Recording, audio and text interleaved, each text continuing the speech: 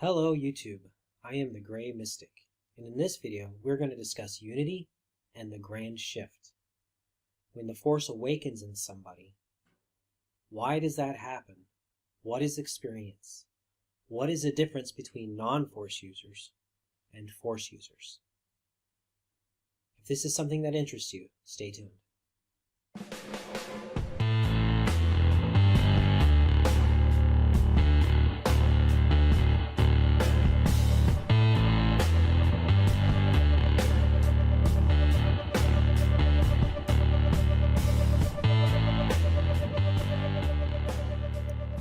Unity and the grand shift. In the previous video we discussed that the grand shift is where we achieve balance.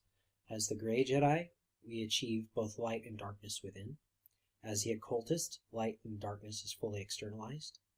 With the light or dark, then half is internalized, half is internalized. The light side, the light is internalized, the dark is externalized. In the dark side, the dark is internalized, the light is externalized. And when you come into this balance, you experience what is called the grand shift. To better understand the grand shift, we must first understand unity. And what is unity consciousness? And there's different ideas and understanding for this, but we're just going to go from a very basic understanding of unity in this video.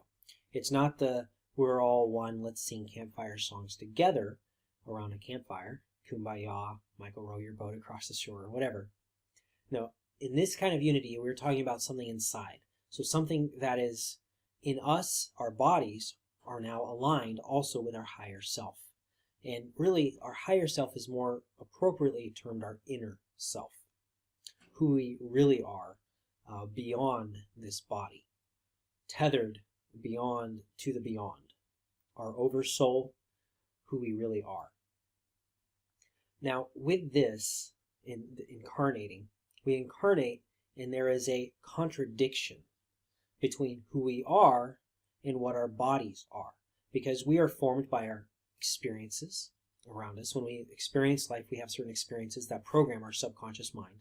Our body is this subconscious mind, and it gets programmed by experiences as before the age of 8, and it gets programmed also by our genetics. So when people say, is it nature or nurture? This is a false duality, a false dichotomy. Because what it really is it's nature and nurture program the body. And as a conscious individual, it is our duty to remove that programming in so much as it misaligns with our oversoul, with our higher self, with our inner self, however you choose to term it. So there are contradictions between our body's programming, our vehicle, its programming, or the identity, the truth of who we really are. So in the formula to discover truth, there are different levels of truth, of course. But in the actual formula for truth, we have knowledge, which is perceptions, plus understanding, which is logic, minus contradictions, because if there's contradictions between knowledge and understanding, then you're going to have a problem. So you work out all the contradictions between knowledge and understanding, equals wisdom, or truth. Then you have the formula for a lie, or for untruth, or for folly, a fool, folly. You have a lack of knowledge, minus understanding, plus contradictions, equals the lie. There are different levels of lie, different levels of truth. You can align with the truth of the universe, or you could be aligning with the truth of your higher self, because there is a level of truth there. You know, the truth of who you are as a higher self compared to who you are as a body. If there's contradictions, then you're not in truth with who you are. Now, if who you are as a rotten person, well, or a good person, or a moral person, or whatever, that's irrelevant, because your higher self can still be in a contradiction itself in regards to source consciousness.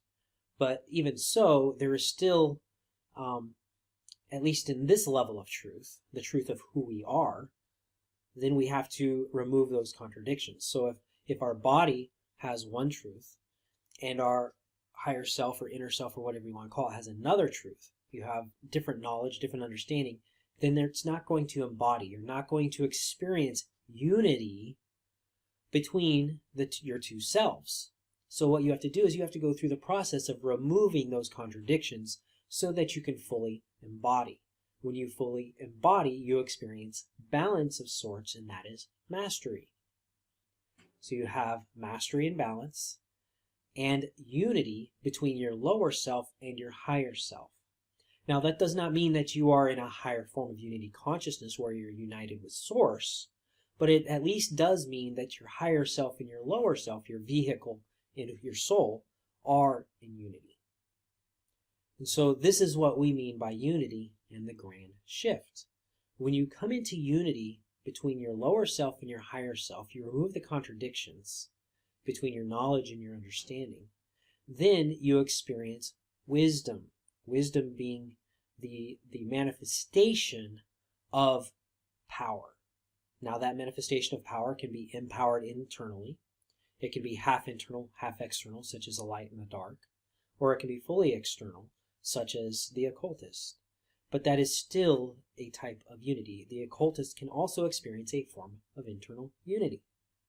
Even though they are externalized, they can still have this internal unity or a congruence between their higher and their lower self. Hopefully this cleared up the concept of unity, finding truth, and removing contradictions, and the grand shift, and coming into our power as a Jedi. If you enjoyed my video, please click like. If you're not already a subscriber, please feel free to subscribe. I am the Gray Mystic. Have a wonderful day. Be well.